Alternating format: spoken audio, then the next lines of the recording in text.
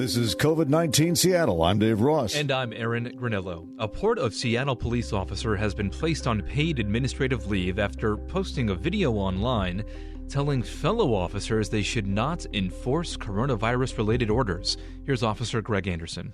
I don't care if it's your sergeant or your chief of police. We don't get to violate people's constitutional rights because somebody in our chain of command tells us otherwise. It's not how this country works. He went on to say that he was disturbed, thinking that people would be breaking the law just by, in his words, going to church, opening their businesses, going to the park with their families, or perhaps doing nails out of their own house.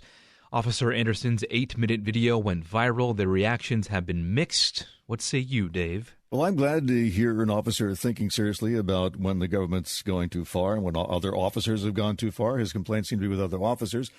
But he also said at one point that this is like the Gestapo. I disagree vehemently on that point. Now, I looked into some of the cases he talked about. There was the case of the church service, which was a remote church service in Mississippi. People were staying in their cars. They were listening to the service on the radio, and the police surrounded the parking lot and ticketed everybody. I thought that was over the top. But those fines were all thrown out.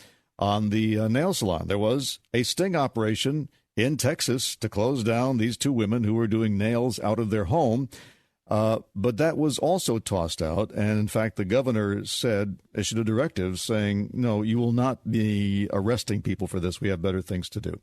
So to me, the system of checks and balances worked. Now, he also talked about people being asked for their papers while driving. Mm-hmm. I finally got a tip that led me to a directive given to the Delaware State Police, where indeed they have been empowered to stop anybody with an out-of-state license plate, except on the interstates. So the presumption being that if you're going through Delaware, pretty small state, right? A lot of people go through Delaware and don't stop there.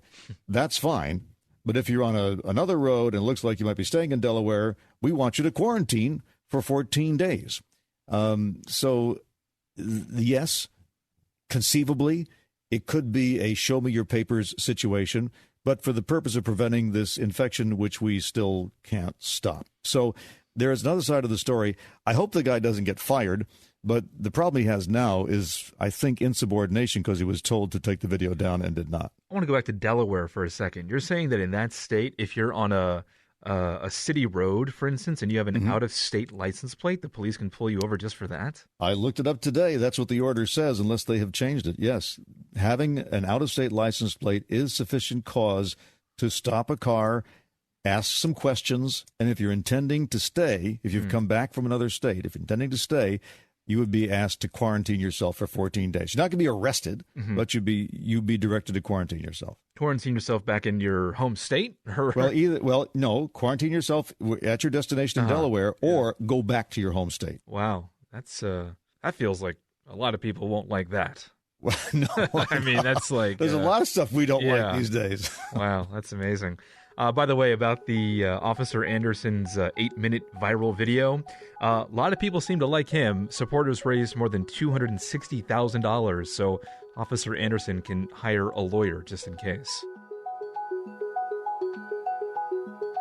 The Washington State Employment Security Department is asking people with questions about their claims to not call its toll-free numbers between today and May 20th. They want to focus on outbound calls and resolve issues for people who've been waiting the longest to get through. This request is part of the department's Operation 100%, launched Monday, and this aims to get all eligible Washingtonians their benefits as quickly as possible. I imagine a lot of people are going to be frustrated with this policy as well. I mean, there have been people I know who haven't gotten through, and they've been calling for weeks now and still haven't heard back from anybody at the unemployment office. I know. This is because we've chosen to handle this through the unemployment system, where we have to make sure your claim is legitimate and how long you've been working, et cetera, et cetera. In an emergency like this, and I've said this a couple of times, what's wrong with the Andrew Yang approach? Send everybody a check. But Dave, some people don't need it. Some people don't deserve it. Who cares? It's a pandemic. We're facing a repeat of the Great Depression, where their big mistake was what? They were on the gold standard back then and said, well, not enough gold, so sorry, no money for you. We'll just plow under all the crops and let you go hungry. That's insanity. So I think we've learned since then. But if you're going to go through the system, if that's the system that you choose to use, well, when you file for unemployment, there's a claim, right? You fill out the paperwork. Somebody's got to read that, decide whether you're telling the truth or not, and then issue the check. If you have that many people filing at once, what do they say, like 100 calls a minute or a second or something ridiculous? I mean, physically impossible to hand out money in that way. So it's unfortunate, but I'm certainly not surprised they'd say, hang on, let us catch our breath.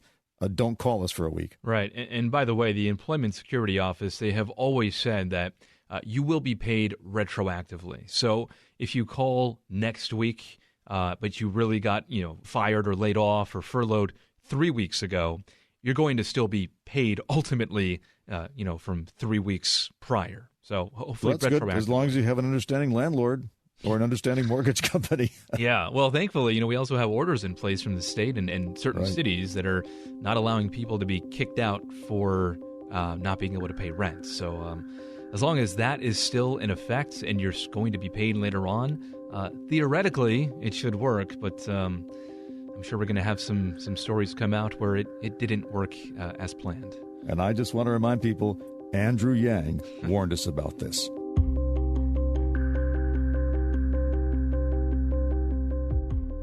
The California State University system has announced it'll be online only this fall. They are the first in the country to make this decision, and it could be a massive indicator for other universities across the U.S. Cal State's University Chancellor Tim White said they made the decision because experts have forecasted a very significant wave of the virus this fall. But hey, we know about forecasts. They're not always completely right. This seems a little early to make a decision in May for the rest of the school year. It does, but I guess you have to have, if nothing else, a backup plan in place in case the worst happens. And then the other question is, of course, do people want to pay full tuition when you're not getting a full college experience? In-person classes will continue in a limited way for lab sciences, nursing students, and hands-on classes for engineering, agriculture, and architecture students. So, classes where you actually really need to do some in-person physical work, sounds like those will still be okay. University of California system is not planning to follow CSU's example quite yet.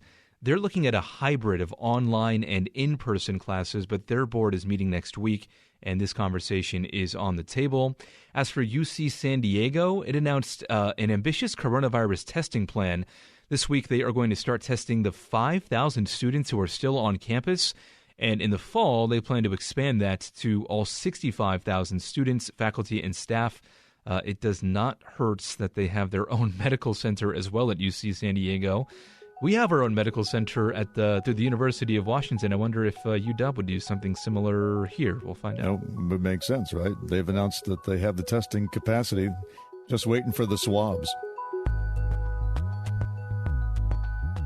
The Angel of the Winds Casino is planning to reopen today, 3 o'clock. They'll have a virtual line to enter the casino.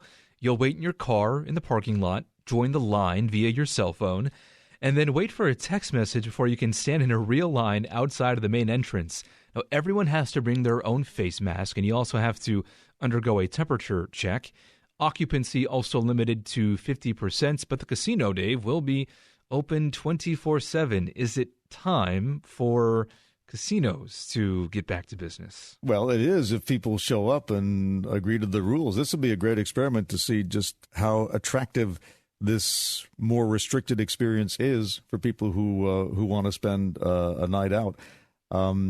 Casinos can be fun, yes, but they can also be very close. Yes. I mean, and people get absorbed in the slot machine, and who knows, they may let loose a shout. And as we know, any kind of even a verbal exclamation short of a cough or a sneeze can potentially spread a virus. So I'll be very interested to see how many people show up. Yeah, and the casino has a few safety measures in place in addition to that virtual line. This is on the Stillaguamish tribe, which is a sovereign nation, of course. But they're cleaning more. They're providing hand sanitizer. They've marked out 6 feet of space on the floor. Restaurants will have limited seating and disposable cups and utensils. Also, no smoking. So none of those, cigarette butts with all those potential coronavirus germs will be flying around. But, I mean, slot machines, everyone's touching those. I mean, Yes. how often can you possibly clean those to ensure they're disinfected? I don't know. Yes, but it's in your interest, isn't it? I mean, nobody wants to become rich overnight and then die. So I imagine that people will be motivated either to wash their hands for the 20 seconds or at least not touch their face until they can get home and wash their hands.